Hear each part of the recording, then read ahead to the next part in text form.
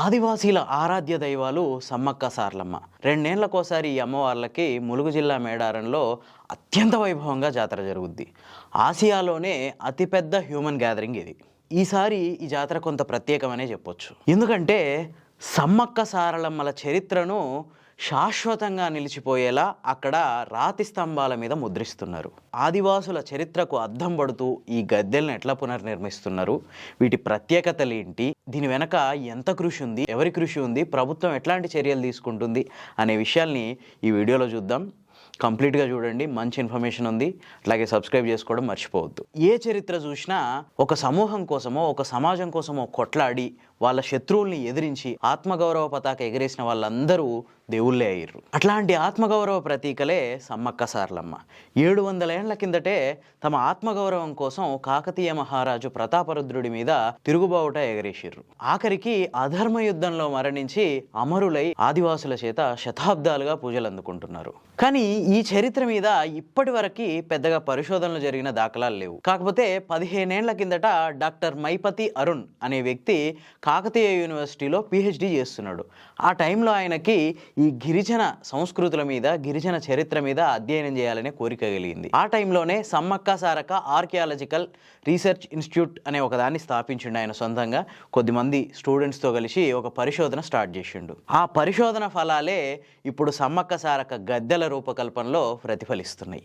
ఈయన ఓన్లీ సమ్మక్క సారక్క చరిత్రలనే కాదు, తెలుగు రాష్ట్రాల్లో ఉన్న ఆదివాసీల చరిత్ర, ఆదివాసీల సంస్కృతులు, కళలు, వీటన్నిటిని వాళ్ళ ఓరల్ నెరేటివ్స్, ఇప్పటివరకు ఆదివాసీలకు సంబంధించి పెద్ద పెద్ద పరిశోధన గ్రంథాలు కానీ ఏం లేవు. పూర్తిగా ఆదివాసీల ఓరల్గానే ఇప్పటివరకు వాళ్ళ చరిత్రలంతా వాళ్ళ ద్వారా గానం చేసుకుంటూ అట్లా ఇప్పటివరకు వస్తున్నాయి. అట్లాంటి వాటిని సేకరించి ఆయన పుస్తకాల్లో పొందుపరిచిండు. 15 ఏళ్ళు రకరకాల కష్టాల కోర్చి సమ్మక్క సారలమ్మల జీవిత చరిత్రల గురించి అనేక విషయాలు వెలికి తీసిండు. ఓన్లీ సమ్మక్క సారలక్క జీవిత చరిత్రలే కాదు, ఆ సమ్మక్క సారక్క వంశాలు, ఆ కోయ వంశం చరిత్ర, వీటన్నిటి గురించి కొన్ని విషయాలు సేకరించిండు. వాటి ఆధారంగానే ఇప్పుడు ఈ సమ్మక్క సారక్క గద్దెల పునర్నిర్మాణం జరగబోతుంది. 2026 జనవరి 28 నుంచి 31 వరకు ఈ సమ్మక్క సారక్క మహాజాతర జరగబోతుంది. ఈ జాతరకి తెలంగాణతో పాటు మొత్తం దేశవ్యాప్తంగా 4-5 రాష్ట్రాల నుంచి దగ్గర 1 కోటి మంది వరకు భక్తులు తరలొస్తారు అని చెప్పి గవర్నమెంట్ అంచనా వేస్తుంది. దానికి తగ్గట్టు ఏర్పాట్లు చేస్తుంది. కానీ ఈ ఏర్పాట్లు గతంలో కంటే విభిన్నం. ఎందుకంటే ఈసారి పూర్తిగా సమ్మక్క సారలమ్మ జాతర జరిగే ప్రాంగణంలో అమ్మవార్ల గద్దెలు ఉంటాయి. ఆ గద్దెల ప్రాంగణాల్ని చరిత్రలో శాశ్వతంగా నిలిచిపోయేలా ఒక రాతి స్తంభాల మీద చెక్కి అక్కడ ప్రతిష్ఠిస్తున్నారు. మామూలుగా అయితే సమ్మక్క సారలమ్మలకి ఒక రూపం అంటూ లేదు. ఏవైనా రూపాలను అక్కడ ప్రతిష్ఠిస్తామన్నా ఆదివాసీలు మొదటి నుంచి ఒప్పుకోవట్లేదు. సో ఈసారి కూడా అమ్మవార్లకు ఎట్లాంటి రూపాలను అక్కడ పెట్టట్లేదు. వాళ్ళ నమ్మకాలకు అనుగుణంగా, వాళ్ళ మనోభావాలకు అనుగుణంగా ఎట్లాంటి అమ్మవార్ల విగ్రహాలను అక్కడ ప్రతిష్ఠించట్లేదు. కాకపోతే కోయజాతి పురాణం, కోయజాతి చరిత్ర, ఈ సమ్మక్క సారలమ్మ వంశ చరిత్ర భవిష్యత్తులో నిలిచిపోయేలా అక్కడ ప్రాంగణాన్ని తీర్చిదిద్దుతున్నారు. మొత్తం జాతర కోసం 251 కోట్ల రూపాయలు ప్రభుత్వం కేటాయిస్తే అందులో 101 కోట్ల రూపాయలు ఈ సమ్మక్క సారలమ్మ అట్లాగే వీళ్ళ భర్తలు పగిడిద్దరాజు, గోవిందరాజుల గద్దెల ప్రాంగణాన్ని తీర్చిదిద్దడం కోసం కేటాయిస్తున్నారు.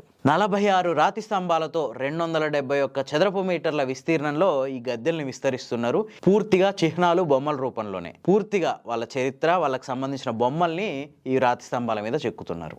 ఒక్కో గద్దెకి చుట్టూ 8 రాతి స్తంభాలు పెట్టి మధ్యలో గద్దె వచ్చేలా, గద్దె మధ్యలో గిరిజనుల సాంప్రదాయం ప్రకారం అమ్మవార్ల రూపంలో వెదురు బొంగులు, వీటిని వాళ్ళ కంక బొంగులు అంటారు, ఇట్లాంటి వాళ్ళ సాంప్రదాయకమైన విషయాల్ని అమ్మవార్ల ప్రతిమలు ఏం లేకుండా ఇట్లాంటివే ప్రతిష్ఠిస్తారు. ఈసారి కూడా అట్లనే ప్రతిష్ఠించనున్నారు. ఈ 8 స్తంభాల మీద సమ్మక్క గద్దె మీద సమ్మక్క వంశ చరిత్ర, సమ్మక్క వంశంలో ఆరాధ్య దైవాలు ఎవరు, ఇట్లాంటి విషయాలన్నీ సమ్మక్క గద్దె చుట్టూ ఉన్న 8 స్తంభాల మీద, అట్లాగే సారలమ్మది, అట్లాగే గోవిందరాజుది, పడిగిద్దరాజుది, ఈ 4 గద్దెలు ఒకే ప్రాంగణంలో వస్తాయి. దీని చుట్టూ కూడా మళ్ళీ ఒక రాతి ప్రాకారం వస్తుంది. ఈ రాతి ప్రాకారానికి దగ్గర 8 స్వాగత తోరణాలు ఉంటాయి. ప్రతి తోరణం మీద పూర్తిగా కోయజాతి చరిత్ర, సమ్మక్క సారలమ్మల చరిత్ర, వాళ్ళ భర్తల చరిత్రలు, వాళ్ళ పిల్లల చరిత్రలు, వీటన్నిటికి సంబంధించిన బొమ్మలు, చిహ్నాల రూపంలో మొత్తం చెక్కుతున్నారు. దీనికి పూర్తిగా తెల్లటి గ్రానైట్ రాయిని వాడుతున్నారు. ఈ తెల్లటి గ్రానైట్ రాయి ఏపీలోని అన్నమయ్య జిల్లా రాయచోటి దగ్గర దొరుకుతుంది. అక్కడి నుంచి రాళ్ళని తీసుకొచ్చి నంద్యాల జిల్లా ఆళ్ళగడ్డ దగ్గర ఉంచుతున్నారు. అక్కడ 200 మంది శిల్పులు వీటిని చెక్కుతున్నారు. మరి ఈ శిల్పులకు సారథ్యం వహించేది ఎవరంటే ఈ గిరిజన దైవాలు, గిరిజన ఆచారాలు గిరిజన దేవాలయాల మీద ఒక 20-30 ఏళ్లుగా పరిశోధన చేస్తున్నారు. ఆయనే స్థపతి డాక్టర్ హరిప్రసాద్ గారు. అట్లాగే ప్రముఖ స్థపతులు ఈవని శివనాగిరెడ్డి, డాక్టర్ మోతీలాల్ వీళ్ళిద్దరు కూడా వీటిని పర్యవేక్షిస్తున్నారు.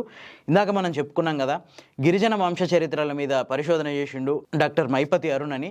ఆయన ప్లస్ ఆయన స్టూడెంట్స్ 15 మంది వీళ్ళకి హెల్ప్ చేస్తున్నారు. అంటే ఏ చిహ్నం ఎలా రావాలి, ఏ చిహ్నం సమ్మక్కది, ఏ చిహ్నం సారక్కది, ఇట్లా ప్రతిదీ వాళ్ళకి వివరిస్తూ పర్ఫెక్ట్గా వచ్చేలా చూస్తున్నారు వీళ్ళంతా. ప్రధానంగా ఈ గద్దెలకెళ్ళే మెయిన్ స్వాగత తోరణం మీద సమ్మక్క వంశ చరిత్ర చెక్కుతున్నారు. సమ్మక్కది రాయిబందాని అనే ఒక తెగలో 5వ గొట్టు వంశం. ఈ వంశానికి సంబంధించిన డీటెయిల్స్ మొత్తం ఆ ప్రధాన స్వాగత తోరణం మీద ఉండనున్నాయి. అట్లాగే ఈ సమ్మక్క వంశదైవం ఒక్క కొమ్ము ఉన్న దుప్పి. ఈ దుప్పి చిత్రాలు, ఈ దుప్పి కొమ్ములు, అడవి దున్న కొమ్ములు, నెమలీకలు ఇట్లాంటివన్నీ, అంటే గిరిజనులు వేటిని అయితే పవిత్రంగా భావిస్తారో, అంటే సమ్మక్క వంశీయులు వీళ్ళంతా ఏ వేటిని అయితే పవిత్రంగా భావిస్తారో అవన్నీ ఈ ప్రధాన స్వాగత తోరణం మీద ఉండనున్నాయి. వీటితో పాటు మిగతా తోరణాల మీద సారక్క వంశ చరిత్ర, అట్లాగే కోయల వంశ చరిత్ర, ఇట్లా దాదాపు 750 మంది కోయవంశీయుల పేర్లు, వాళ్ళకు సంబంధించిన చిహ్నాలు ఈ మొత్తం ఈ గద్దెల చుట్టూ ఉన్న రాతి ప్రాకారం మీద, రాతి స్తంభాల మీద, వీటిలన్నిట్ల మీద ఇవన్నీ కొలువుదేరని ఉన్నాయి. ఈ సమ్మక్క గద్దెల చుట్టూ చాలా రకాల వాళ్ళు గిరిజనులు పవిత్రంగా భావించే చెట్లు చాలా ఉన్నాయి. వాటిల్లో దేన్ని డిస్టర్బ్ చేయకుండా ఈ గద్దెల నిర్మాణం జరుగుతుంది. అంతేకాదు, ఈ గద్దెల నిర్మాణం పూర్తయిపోయిన తర్వాత కూడా గిరిజనులు పవిత్రంగా భావించే వెదురు, విప్ప, కస్తు, బండారు, నెమలినార ఇట్లాంటి ఒక 12 రకాల జాతుల చెట్లని ఆ గద్దెల చుట్టూ నాటనున్నారు. సో ఇట్లా ఈ మేడారం జాతర పనులు అనేవి జరుగుతున్నాయి. ఈ ప్రయత్నంతో ఆదివాసీలు కూడా చాలా సంతోషంగా ఉన్నారు. ఎందుకంటే వాళ్ళ మనోభావాల్ని గౌరవిస్తూనే ఆ కోయవంశ చరిత్రని శాశ్వతంగా కొన్ని తరాల పాటు నిలిచిపోయేలా ఈ చెక్కుతుండడం వాళ్ళందరికీ చాలా ఆనందదాయకమైన విషయమే. కాబట్టి వాళ్ళు కూడా చాలా హ్యాపీగా ఉన్నారు. జాతరకు దగ్గర 1,00,00,000 మంది వరకు వస్తారని చెప్పి గవర్నమెంట్ అంచనా వేసుకుంటుంది కదా, వాటికి తగ్గట్టు ఏర్పాట్లు కూడా జరుగుతున్నాయి. సీసీ రోడ్లు, ఆ మేడారం ఊరికెళ్ళే రోడ్ల వెడల్పు, అట్లాగే జంపన్న వాగు దగ్గర భక్తులందరూ స్నానాలు చేస్తారు. ఆ వాగు దగ్గర స్నానఘట్టాలు, అక్కడ భక్తులకు కావాల్సిన ఏర్పాట్లు, మేడారం వ్యాప్తంగా మొత్తం అండర్ గ్రౌండ్ డ్రైనేజీలు, ఇట్లాంటి రకరకాల ఏర్పాట్లు, సివిల్ వర్క్స్ అన్ని భక్తులకు ఏవేవైతే కావాలో అవన్నీ చేస్తున్నారు. మొత్తానికి పరిశోధకుల 15 ఏళ్ల కృషి, ప్రభుత్వ నిర్ణయంతో ఈసారి సమ్మక్క సారక్క జాతర ఒక వైభవోపేతంగా చాలా అద్భుతంగా జరుగుతుందనడంలో ఎట్లాంటి సందేహం లేదు. ఈ జాతరలో ఆదివాసుల చరిత్ర అగ్రభాగాన నిలవబోతుంది. వీడియో చూసిరు కదా, నచ్చితే లైక్ చేయండి, షేర్ చేయండి. మరిన్ని మంచి వీడియోల కోసం ది ఫోర్త్ ఎస్టేట్ ఛానల్ని సబ్స్క్రైబ్ చేసుకోండి.